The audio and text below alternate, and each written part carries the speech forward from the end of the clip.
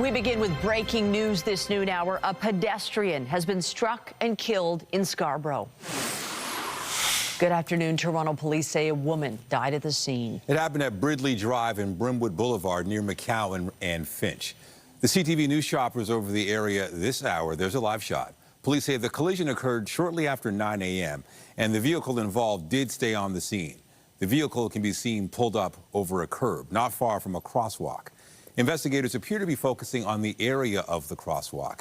Once again, a pedestrian's been struck by a vehicle and died in Scarborough. Police say the victim is a woman and the investigation continues.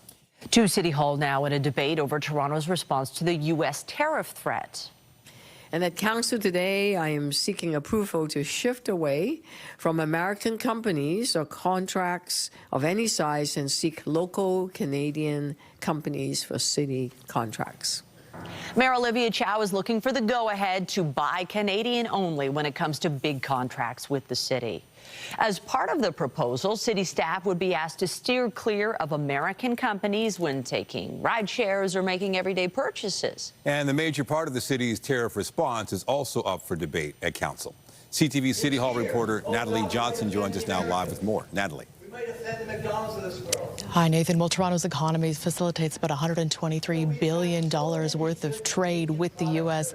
every year. And although Toronto City Hall is just one player in a much bigger national strategy against these Trump tariffs, the debate here in the chamber today is really about what municipal levers can be pulled to best shield Toronto from any economic impacts. In the throes of a trade war, Toronto City Hall is looking to battle back. We must come together to support a resilient local economy and protect local jobs. City Council today debating a municipal action plan in the face of American tariffs and protectionist policies that threaten Toronto's economy. We have to attack back. A key tenet of the proposed plan is a procurement pivot. That would mean only Canadian companies could bid on construction work of less than $8.8 million and goods and services less than $350,000. U.S.-based suppliers may be deemed ineligible to bid on new competitive contracts when it is in the city's best interest. I don't think this is meaningful. I think it makes people feel good, maybe. But look, if a Canadian company wins a contract, great. But if they don't win it, it's because they're either too expensive or they're delivering an inferior product. I'm not convinced that Canadian companies will necessarily charge more than American companies. Why do we make that assumptions? Okay, why are we making assumptions that Canadian companies will do any work any slower or inferior? The mayor also proposing a 6-month property tax deferral for industry hit hard by tariffs and a deferral of development charges on thousands of condo units to spur housing development in an uncertain economic climate. I don't think it's going to yield a lot of additional housing, and we should be much bolder in our ambitions. Those should be much wider, not just deferrals, but actually cuts to these taxes and fees if we want to see cranes going back up, if we want to see shovels in the ground. I think we'll have a very good discussion here today looking at how to protect Toronto jobs and protect Toronto's economy. An economy that stands to be battered by decisions brewing south of the border as City Hall debates the best way to help weather the storm. And one of the other headline issues coming out of this council session is a debate in which councillors will have to decide whether to give themselves a pay hike. City staff recommending that their salaries increase by 24% to be more in line with those of councillors in other GTA municipalities. That debate likely to come up here tomorrow. Reporting live at City Hall, I'm Natalie Johnson. Michelle and Nathan, over to you. Thank you, Natalie. Still to come this half hour, we'll take you behind the scenes at a major construction project. It's a new roller coaster being billed as Canada's longest, tallest, and fastest.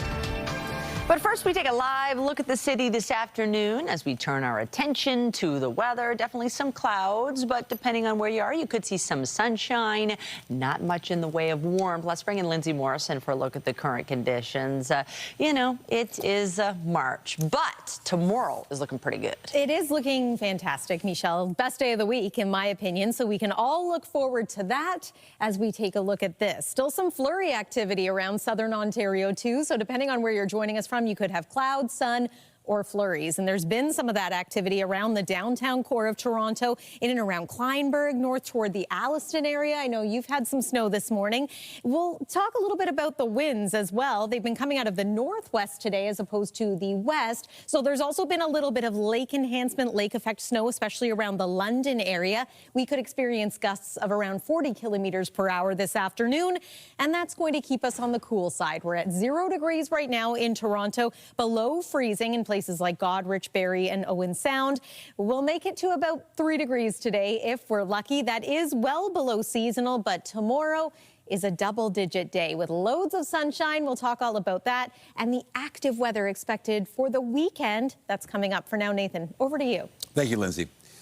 The weather's too cold to open the roof at the Rogers Center, but it's workout day for the Jays in advance of the season opener tomorrow. And CTV's Mike Walker is lucky enough to be on the field and joins us now live with more. Hey, Mike. Hey, Nathan. The crews are making the finishing touches on the field here at the Rogers Center ahead of tomorrow's home opener against the Baltimore Orioles. The Jays believe they have a team that can win, and they know they have to start the first half of the 2025 campaign on a winning record. The Blue Jays are looking to rebound from a disappointing season last year where they finished last in an always tough AL East, though a lot of attention will also be off the field with Bo Bichette and Vladimir Guerrero Jr.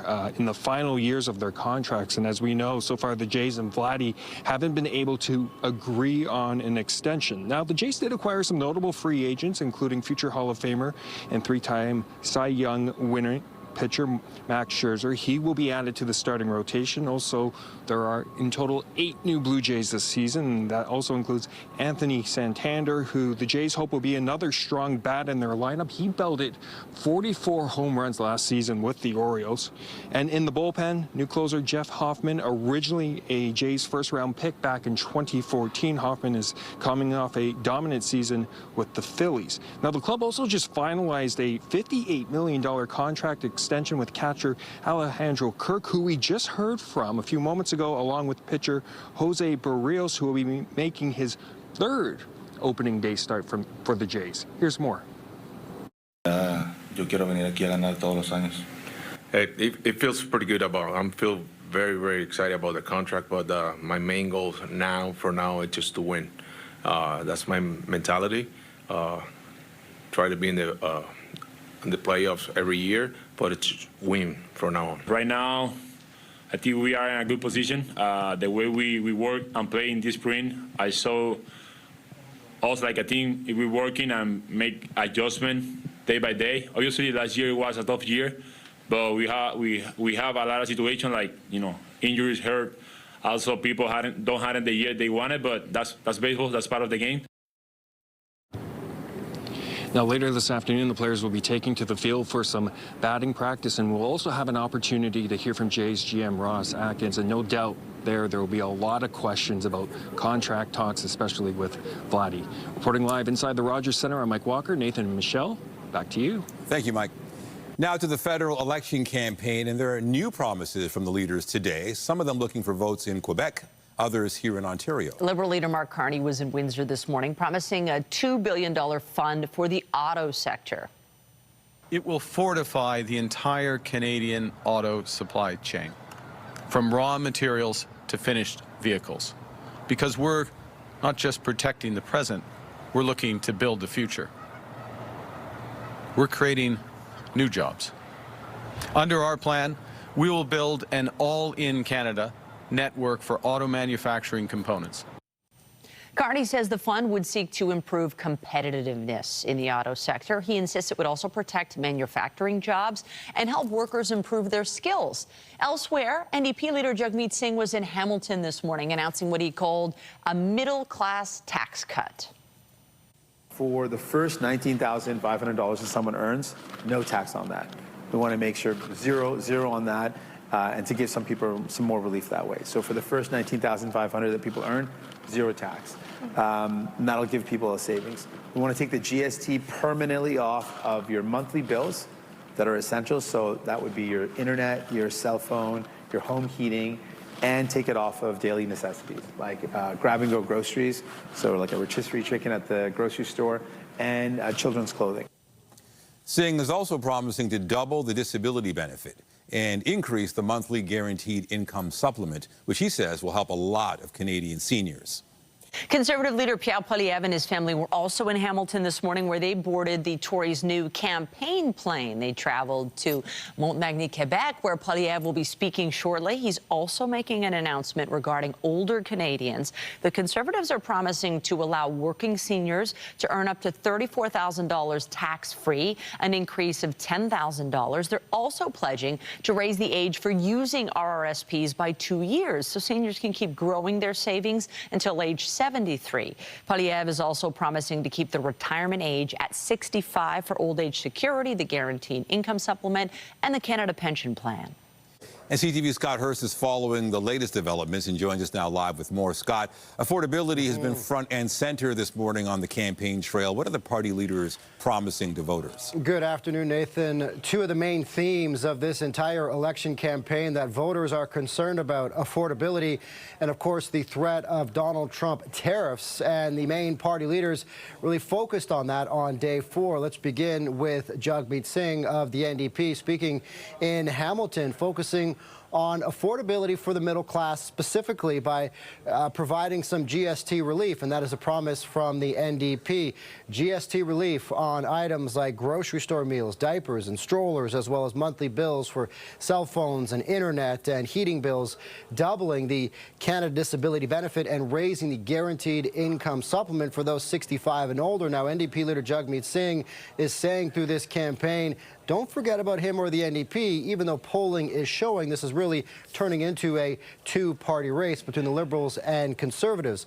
The Conservatives, for their part, were expecting an announcement from Pierre Poilievre at this hour. He'll be speaking in the province of Quebec, talking about affordability for seniors. And as he puts it, as they've already provided the announcement that will be coming, as he says, putting seniors back in control of their retirements, allowing them to earn up to $34,000 tax-free, $10,000 more than now, and allowing seniors to keep growing their RRSPs for 2 more years until the age of 73, and keeping the retirement age at 65. So for those two parties specifically, affordability, the NDP focusing on what Jagmeet Singh said is affordability for the middle class, whereas the Conservatives taking their message to Quebec, focusing on affordability for seniors.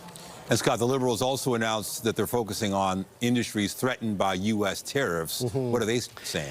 Yeah, so the Liberals and the Liberal leader Mark Carney taking that message to Windsor. Of course, that is a city and an industry right there dependent on the auto sector. And so that is an area, that is a region that could be decimated by the threat of Donald Trump tariffs on steel and aluminum and, of course, the auto sector. So Liberal leader Mark Carney is pledging to support the Canadian auto industry, and his announcement in Windsor, just across the water, of course, from Detroit, a stone's throw away from the U.S., saying the Liberal government will create a $2 billion strategic response fund to boost the auto sector's competitiveness and protecting manufacturing jobs, to build a stronger Canadian automotive supply chain, and having a made in Canada strategy to build more components in Canada so they don't go back and forth a number of times, of course, then potentially being impacted by tariffs, and making a point of prioritizing Canadian steel and aluminum as well. All right, CTV's Scott Hurst with the latest on the federal election campaign. Thank you. Thanks, Nathan. Next, to a comment that caught a lot of people by surprise. Former NDP leader Thomas Mulcair has told people not to vote for the New Democrats in the April 28th election. Today, he was asked about it. I look at what's happening, and what's happening is that the NDP in all the recent polling is in single digits, and that could mean the wipeout of the party, certainly the loss of party status unless things turn around. Same thing for the Greens. You know, progressives are looking at this as an election quite different from many other. Mulcair says the election is shaping up to be a race between the Liberals and the Conservatives, so he is asking NDP supporters not to split the vote. He believes it's too dangerous for Canadians to vote for third parties at a time when the country is facing threats from the United States. Bloc Québécois leader Yves-François Blanchet spoke out today against the Liberal leader, saying Mark Carney remains quiet on the value of his assets in blind trust. He has to tell us what he owns, what will happen with it, how it could, not that it does, how it could create a conflict of interest. People have to know who is that guy, what he owns, and if facing a choice between personal interests or friends' interests of millions of dollars, will he favor the people and the small families or the friends? Blanchette has also criticized Carney for opting out of the second French language leaders debate. It has since been canceled. South of the border now, The Atlantic has released the entire text conversation among senior White House officials about a recent strike on Yemen. The exchange included top officials like Defense Secretary Pete Hegseth and other senior members of the president's team. Somehow, Atlantic editor-in-chief Jeffrey Goldberg was also included. As the White House strongly denies any confidential information was disclosed, Goldberg has now released what he's called the full contents of the chat. It includes what appears to be messages from the defense secretary identifying specific attack times for March 15th strikes against Houthi rebels in Yemen. Trump administration officials have referred to the incident as a, quote, mistake, but Democrats have argued it's a dangerous security lapse that merits further scrutiny. Lawyers for the province say Ontario's new legislation on supervised consumption sites does not ban them, saying those that are forced to close are free to relocate. The comments contradict previous statements from Health Minister Sylvia Jones, who had said no sites will open after the closure of 10 sites by April 1st. They were ordered closed under the Community Care and Recovery Act because they're within 200 meters of a school or daycare. The province's lawyers made the comments in court today as the Ford government faces a legal challenge from a group which runs a safe consumption site in Kensington Market. Meanwhile, Ontario's health ministry released a statement which reads, our government has been clear we will not approve any new or relocating drug injection sites. People struggling with addiction challenges deserve more than a healthcare system that gives them tools to use illicit, toxic drugs, and our focus will continue to be on connecting people to the treatment they need. Now to Halton Region, where police say a suspicious death in Oakville over the weekend is being investigated as a homicide. 43-year-old Baljit Bali Toki was found dead inside Montaggio Custom Tailoring on Lakeshore Road west of Trafalgar Saturday night. Police have canvassed the area for witnesses and security camera video between 10 a.m. and 5:30 p.m. on Saturday. They say there's no threat to public safety, and they're asking anybody with information to come forward. Here in Toronto, police are asking for the public's help to identify a suspect in a sexual assault investigation. Police have released this video of the suspect. He is described as being around 50 years old, heavy-set, with a beard. The suspect is accused of sexually assaulting a woman in the area of Sumac and King around 4:30 a.m. He allegedly forced the victim off a streetcar and into an alley in the area. Police are asking anyone with information to come forward. Meanwhile, police have issued a community safety notice about the release of a man they've deemed to be a high-risk offender. 43-year-old Simon Gares is on statutory release and is to reside in a community-based residential facility in Toronto. He was convicted of assault causing bodily harm in 2019. He's still subject to conditions including not to enter drinking establishments and to not consume alcohol or drugs.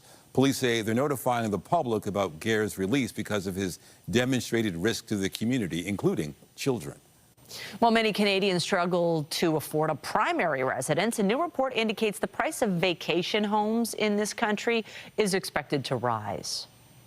The report from Royal LePage says demand still outpaces supply. The median price of a single-family home in Canada's recreational regions is expected to rise 4% year over year to nearly $653,000. While basic affordability is top of mind for many, Royal LePage says falling interest rates have helped sustain demand for vacation properties. Canadian soccer star Alphonso Davies is set to be sidelined for several months as he recovers from a serious knee injury. Davies' club, Bayern Munich, says the 24-year-old suffered a torn ACL in Sunday's third-place CONCACAF Nations League match against the U.S. Davies went down in pain and was forced off in the 12th minute of Canada's 2-1 win. Canada's scheduled to play a pair of friendlies in June ahead of next year's World Cup. He's expected to undergo surgery today. Davies' agent told One Soccer that he feels he was pressured to start the game when he wasn't 100%. Canada Soccer says it also always prioritizes player safety and well-being. Now, typically we wouldn't focus on something so many days out, but we do want to give you a bit of a heads up on this weekend because we have potential for some freezing rain here in southern Ontario. You can see it on this particular model run. That's the area in pink. And right now it looks like this is going to be impacting areas mainly north of downtown Toronto, across the east and central sections of Ontario too. Now, I want to remind you the difference between ice pellets and freezing rain. With freezing rain, it looks and feels like plain rain or regular rain, but it does create some very slippery conditions, and that's the risk that we're looking at into this weekend. So again, just a heads up, if you do have some travel plans, we'll take you through the 7-day forecast. Nice looking day for tomorrow, and then it becomes quite unsettled. You're watching CTV News at noon. We'll be right back.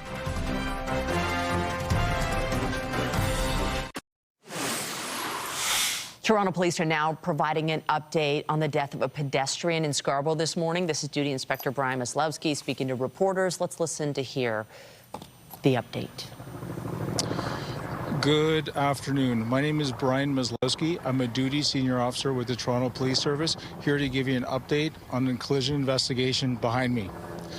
This morning at approximately 9:50 a.m., our 911 center received multiple calls for a personal injury collision at the intersection behind me at Brimwood Boulevard and Bridley Drive.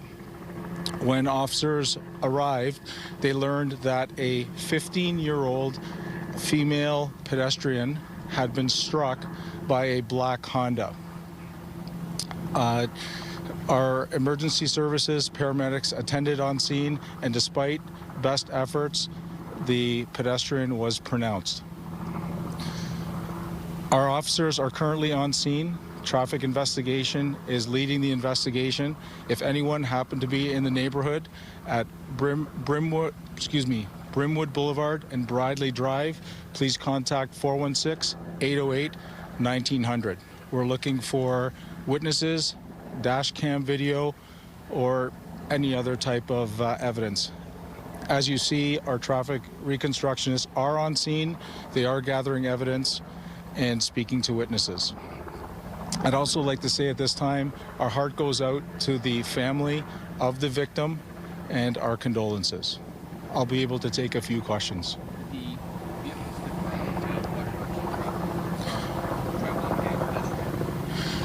The driver is cooperating.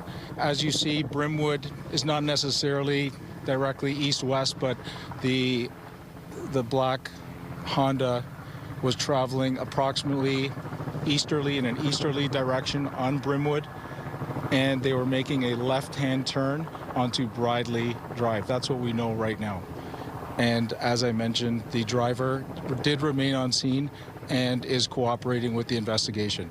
Did the car skip the curb? Did it go up on the curb? It seems it came to the rest of that tree over there. Can you describe, you said it was making a turn. Did it go up on the sidewalk? We're still early on in the investigation. The traffic reconstructionists are just piecing it all together. What we do know is that after the left-hand turn that was done on the roadway, we're still trying to determine what happened afterwards to have the person, the driver, strike the tree after the collision. You're listening to a live news conference in Scarborough. Tragic news to report this noon hour. A 15-year-old girl is our city's latest pedestrian fatality. She was struck around 9:50 this morning by a black Honda that was making a left-hand turn from Brimwood onto Bridley. This was in Scarborough. This is the early stages of the investigation. Police are still trying to determine the circumstances. They have collision reconstruction on scene, and we will continue to follow this developing story.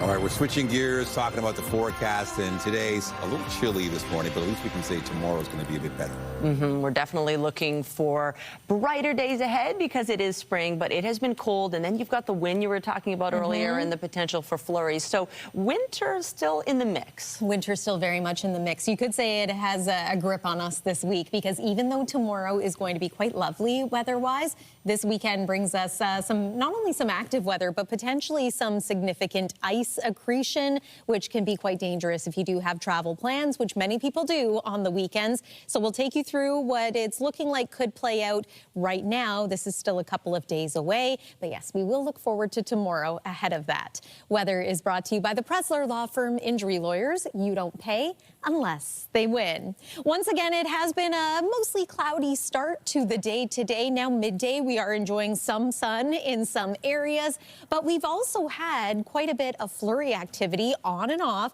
and this has been impacting downtown Toronto as well as areas further to the north, thanks in part to those northwest winds contributing to some lake effect snow. That certainly was the case earlier today in southwestern Ontario, London, and then southwest of that. You can still see a pretty intense little band bringing some measurable snow to that part of our province. This is all going to clear out as we make our way through late this afternoon, overnight, and into tomorrow, waking up to sunny skies for your Thursday. Here is the forecast radar. That's about 6 p.m. today. So again, lots of clearing, especially around the southwest. Might hold on to some cloud cover in through eastern sections of Ontario. And then tomorrow, your Thursday, starts off brilliantly. We might get a few clouds increase as we make our way into the afternoon. Maybe some passing showers or flurries again in through the Ottawa Valley, maybe portions of Muskoka.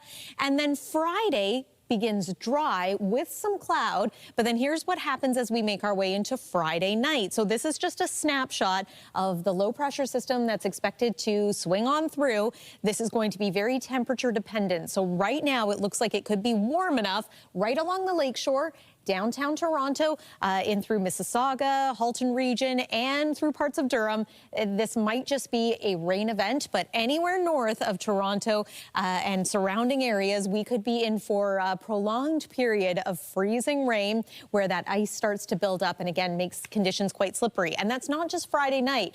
The risk is going to be there for Saturday and Sunday too, depending on how temperatures are once again. It is 1 degree right now in Toronto. Our forecast daytime high today is 3. That is colder than normal. 7 is the average at this time of year. Still, this evening is going to be quite nice for an evening stroll if you want to bundle up. And then overnight tonight, we drop near -4 degrees, wind chill -6. There's our glorious looking day for tomorrow. Double digit 10 is what we're forecasting under mostly sunny skies. And then here's your 7-day forecast. So Friday, daytime high 4, overnight -1. Notice how at this point temperatures over the weekend remain close to the freezing mark. That increases the potential for some freezing rain. We warm up slightly into the day on Monday. That's the weather for now. Nathan, over to you. All right. Thank you, Lindsay. CTV News Toronto at 6 has received a nomination for a top honor in Canadian broadcasting. Our 6 p.m. newscast is among the nominees for Best Local Newscast, announced by the Academy of Canadian Cinema and Television. CTV Toronto is among 5 nominees. The nominations for the 2025 Canadian Screen Awards were announced this morning. There are 149 film, television, and digital media categories, and the award winners will be announced May 30th. Lady Gaga says she's taking her music on the road.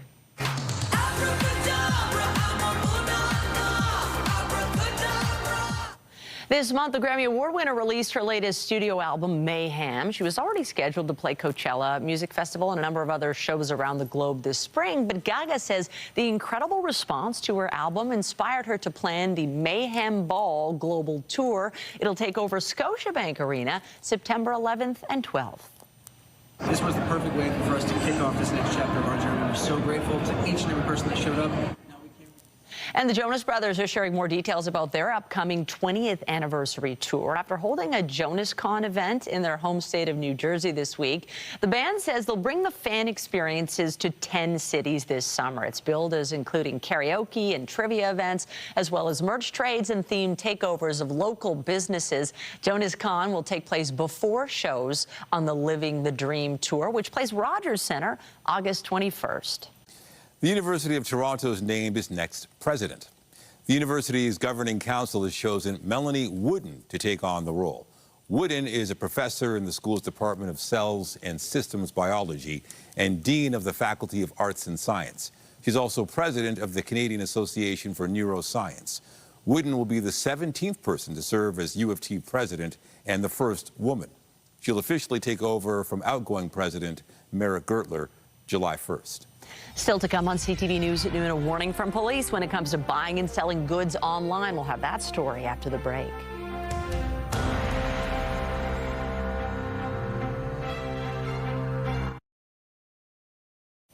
We have a warning today about a concerning trend when people are buying or selling goods online. Ottawa police say there's been an increase in in-person robberies linked to listings on platforms such as Facebook Marketplace and Kijiji. CTV's Tyler Fleming explains. A good deal online can be easy to find through sites like Facebook and Kijiji. Just ask Samad Jabour. I've bought a couple clothes off of online, and I bought a couple furniture. His experiences so far? No issues, thank God. Because clicks can come with danger. We had one that was a dirt bike. Cassia Maves jumped on the sale, but after a few messages, they played into the heartstrings a little bit on a family emergency, asked if we could send money, they would come deliver. Maves backed away, but not everyone does. It's intimidating. Now, police warn of rising robberies linked to online market sites as a meetup for the transaction can become a violent theft. And we're working to hold those responsible accountable for these offenses. But really, there's lots that the public can do to make sure they don't put themselves in these situations. Police urge buyers and sellers to meet in well-lit public spaces. And for added safety, consider using one of the 3 safe trade zones across the city. Located at police stations in Orleans, downtown, and Canada, parking spaces are marked in blue with cameras always recording. Avoid using your home address, do not agree to a last-minute location change, and be cyber savvy. I have to make sure that it's a legit owner and it's a legit person. You can actually look at the history of the seller. And never pay up front. Tech experts say in many cases, victimization begins online and criminals have the advantage. They'll also ask for personal information or banking information. That is also a clear tell. If I'm buying something used on Marketplace, I don't have to hand over personal or financial information to anybody. And if the price seems too good to be true, it probably is. It's one of those things that you just have to, but listen to your gut. It's usually right. Tyler Fleming, CTV News. We are getting our first look at what's being billed as Canada's longest and fastest launch coaster. It's the new AlpenFury roller coaster that is under construction at Canada's Wonderland, and that's where we find CTV's Andrea Case now. She's shaking her head. Am I guessing you're not a coaster girl? You got it, Michelle. You got it. Okay, so 41 years ago, Canada's Wonderland opened, and believe it or not, there are 18 coasters in the park right now. Well, there will be when AlpenFury opens up. In preparation for when the ride opens, I need to practice. Yes, you do. So you say hands up, but I'm saying give me your hand. Okay, so 1, 2, 3. Woo! If you are a fan of amusement park roller coasters, Canada's Wonderland is your destination, but you'll have to wait for AlpenFury. It is currently under construction. Grace Peacock is the Regional Director of Public Relations for Canada's Wonderland. This thing is going to be wicked because it is the longest, tallest, fastest launch coaster in Canada, but record-breaking for the number of inversions it's going to have, 9.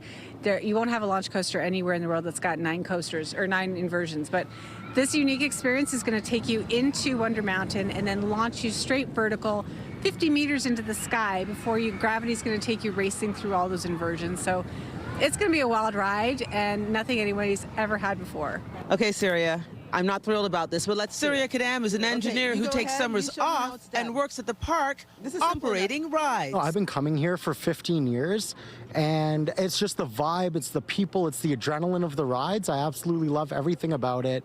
Obviously, like when Wonderland built a ride like Leviathan, world class, super tall, fast, that was absolutely amazing. And they just kept adding these amazing attractions, right? Now we get AlpenFury, 9 inversions in 60 seconds. That's crazy to think about. I'm scared.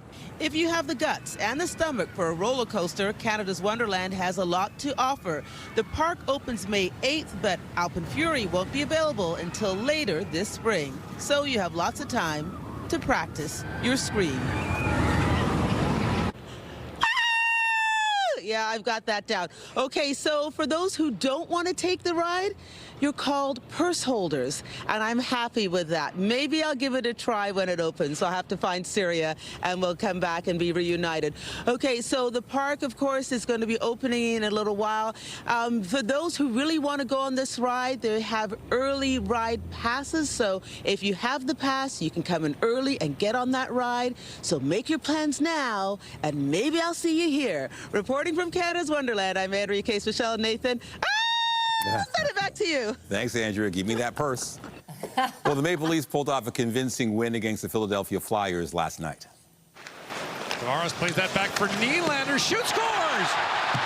Nylander, 5-1 Toronto. William Nylander's 40th goal of the season gave the Leafs a 4-goal lead in the second period. The team went on to win it 7-2. The Leafs will be back on the ice on Thursday to play the San Jose Sharks. Well, patriotic pride is on display every day at Toronto's Little Canada exhibit. But amid a cross-border trade war, a new initiative is showcasing Canadian-owned and operated businesses in a tiny but powerful way. CTV's Jessica Smith has the story. Proudly Canadian, putting Canada first, one locally owned business at a time. We created this opportunity called Mini Media, where we can offer companies to advertise their brands within our little world. Mini Media is an initiative by Little Canada to support Canadian businesses from coast to coast to coast for free. Canada has brands that are unique. They tell a unique Canadian story.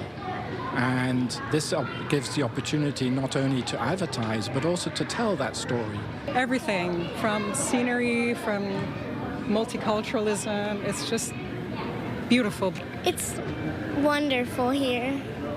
And it's like beautiful when you come here. There are 5 Mini Media billboards mixed throughout the 45,000 square foot Little Canada display.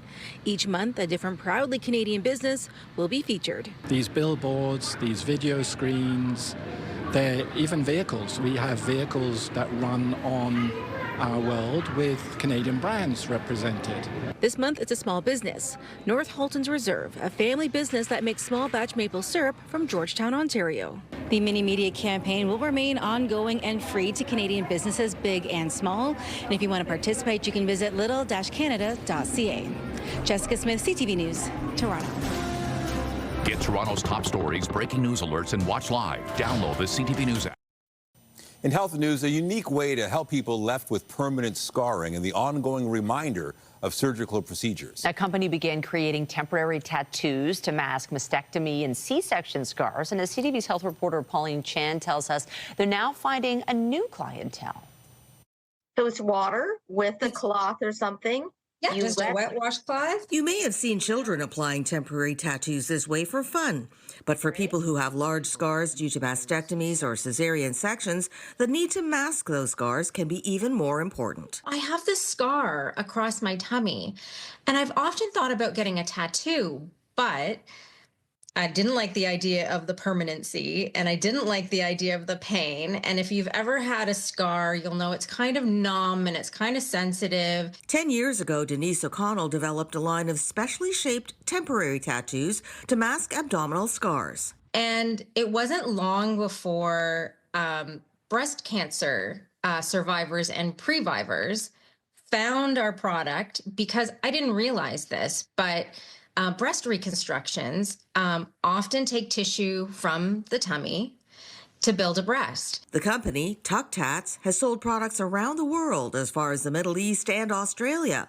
The designs, made of medical-grade materials, are a little edgy to hide not just the physical healing, but also help the psychological healing. So it really helps, especially if you're outside and it's like you're going to the beach or you're shirtless and there's double incision scars, especially if you don't want other people to know, because a lot of trans people right now are what they would call stealth. Fitness trainer Miles Lala was interested in trying out the newest line of tuck tats released last month and specially designed for those who've gone through top surgery in the trans community.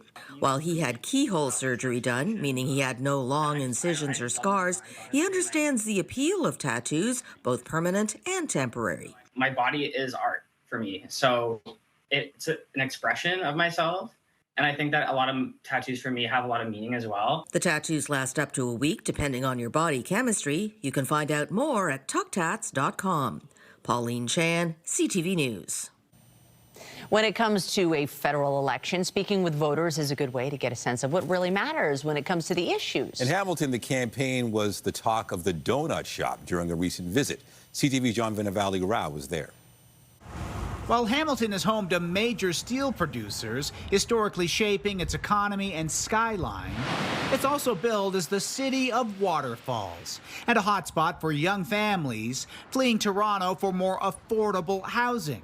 And it's at this popular donut shop. They're just classic. They're just the best classic donuts you can get. That we asked Hamiltonians the question. What is your top priority heading into this election that the politicians need to do? Somebody who can stand up to Trump.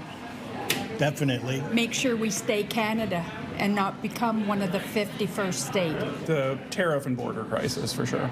As they served up donuts, Trump trumping all other issues. But what are some other priorities? Taking care of the elderly. Like, we need more homes. We need better care in the hospitals as we age. And I'm aging, so I know I'm a little worried. Many here also expressing concerns about the cost of living and inflation. Shop owner Samantha Whips is worried about the price of ingredients going up and affordability issues in general. The cost of living, really, honestly, for everybody. The cost, I mean, it trickles down to the business, obviously, so the cost for everything is honestly the biggest concern. Customer Leo Cordova told us he's working 3 jobs to make ends meet, and he'd like to see the government somehow get wages up. Everything's too expensive. Let's just put it that way. With voters having lots to think about and digest ahead of Election Day. John Vinavalley-Rao, CTV News, Hamilton.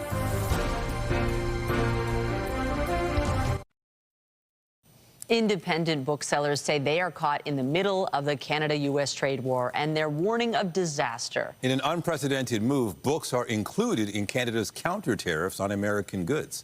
CTV's Angela McKenzie reports. At Pulp Books and Cafe in Verdun, owner Alec Nierenhausen is bracing for impact. Margins for independent bookstores in general, are some of the slimmest in the retail industry. So we really cannot afford to take any kind of hit. But a big hit is expected to come April 2nd. Canada's next set of 25% counter tariffs on U.S. goods will include books, a move Nierenhausen says will affect more than half of Pulp's books, will devastate Canada's literary industry, and will have little impact on the U.S. economy. We can't absorb the 25% tariff ourselves. We would shutter within weeks, not months. Faced with unaffordable books costing $5 to $15 more, Nierenhausen fears readers will turn to sites like Amazon, which he says can afford to absorb the tariffs. It's not only American books that will be affected. Some English-language Canadian books are printed in the U.S. and then shipped to Canada, especially if they're with a major publishing house. Even Prime Minister Mark Carney's book is printed south of the border. Books should not become weaponized in this really complex and ongoing trade war.